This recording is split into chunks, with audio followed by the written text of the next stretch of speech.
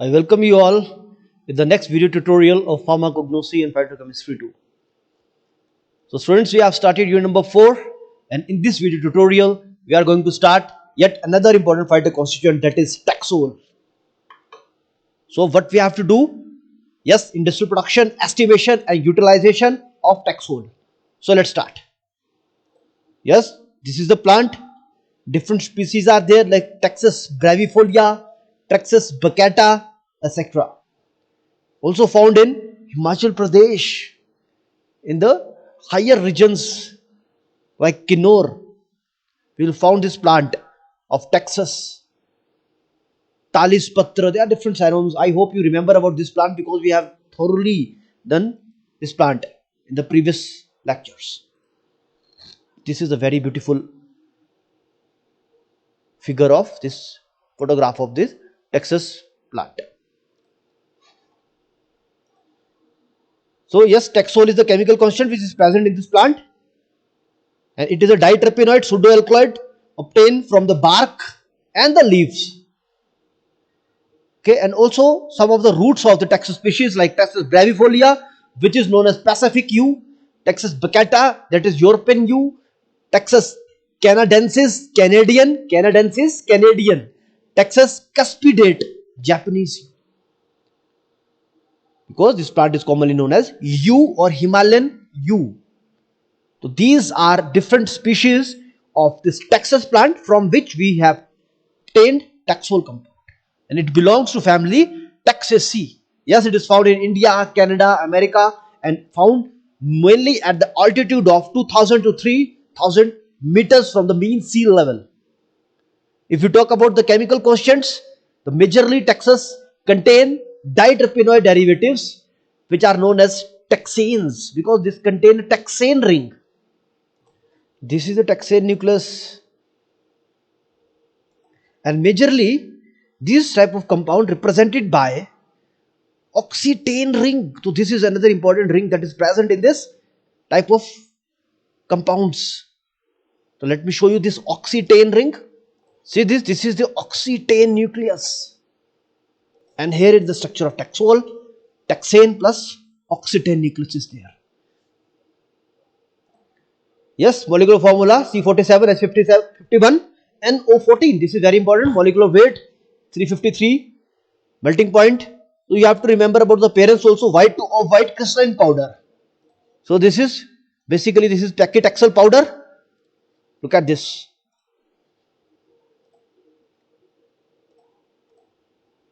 Okay. So next is the extraction and isolation part.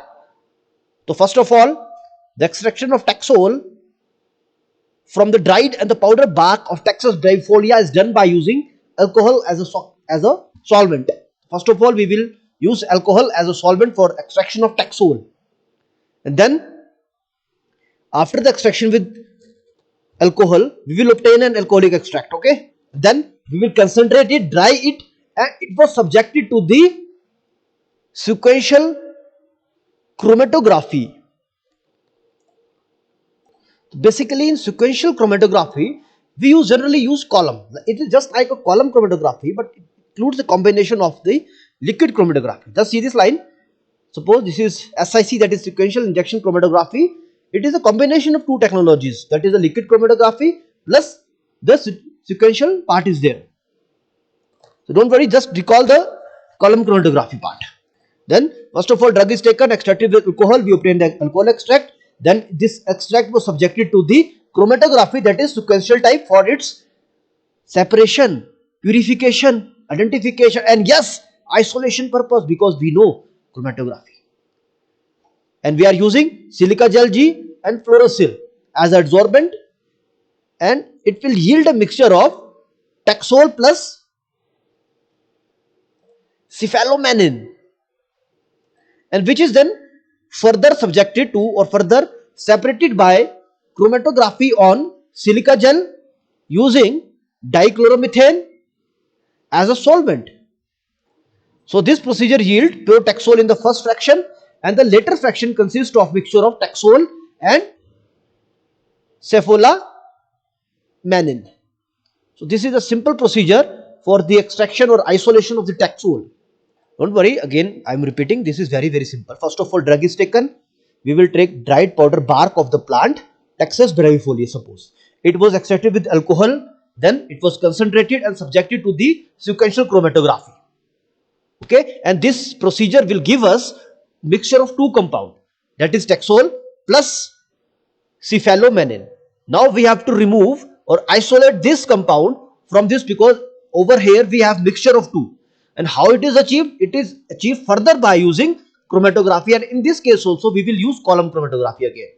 It is further subjected by using chromatography, in which we will use silica gel as a stationary phase and mobile phase, that is dichloromethane, or we can also use L-propanol.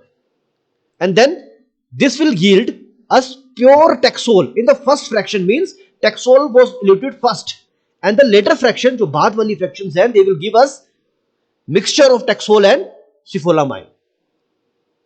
Okay, cephalomenin. So this is very simple. And suppose a good separation of the Taxol can be obtained by converting this compound, that is known as the cephalomenin, to its diol using osmium tetroxide, and finally it is separated by using another method, that is flash chromatography.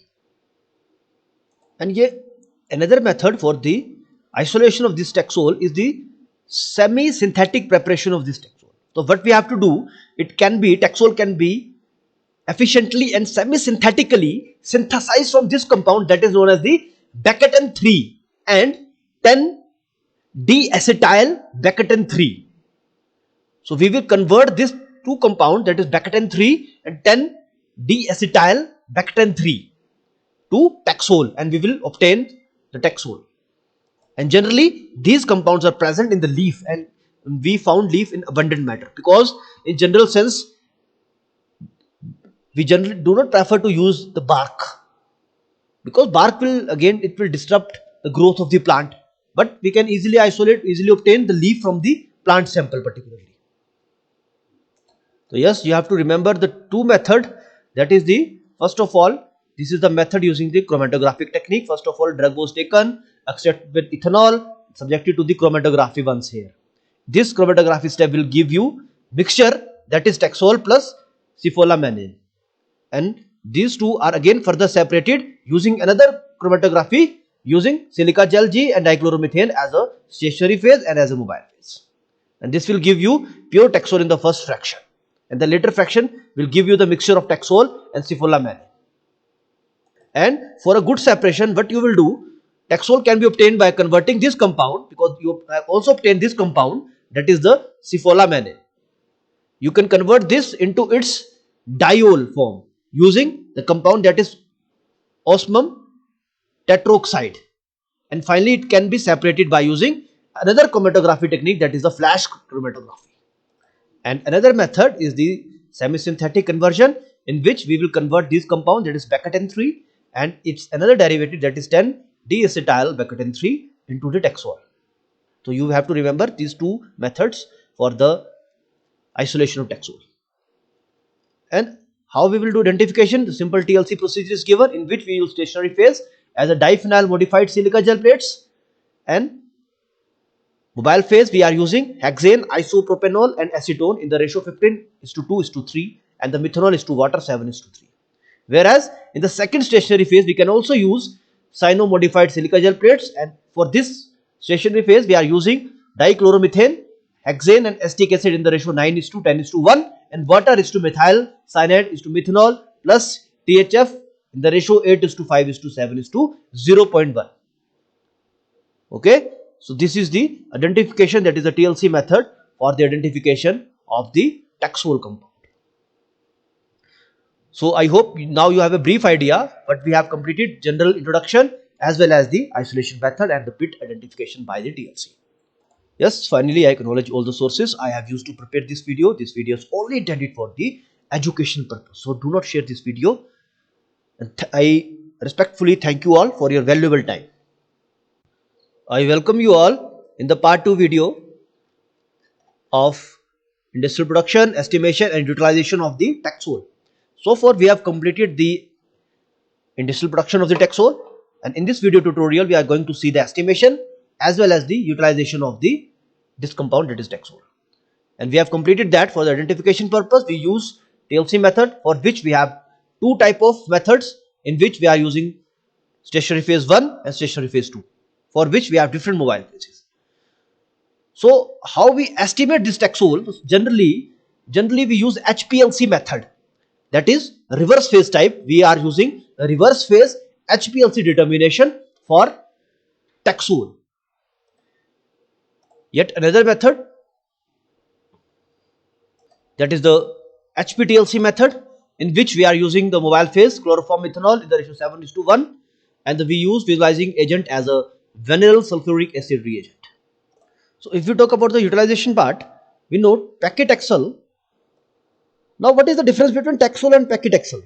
Generally, paclitaxel is the generic, that is the known branded name of the drug, whereas it is generally known by the name of Taxol, that is its brand name. So yes, it is used clinically in the treatment of the metastatic carcinoma. It is very frequently used anti-cancer drug of the ovary. So it is used in the ovarian cancer. Okay. Also another compound, that is docetaxel, that is Taxotere, is basically it's an analog of the Taxol and is used for the treatment of the breast cancer. Please see this. This is paclitaxel injection, and this is the docetaxel injection.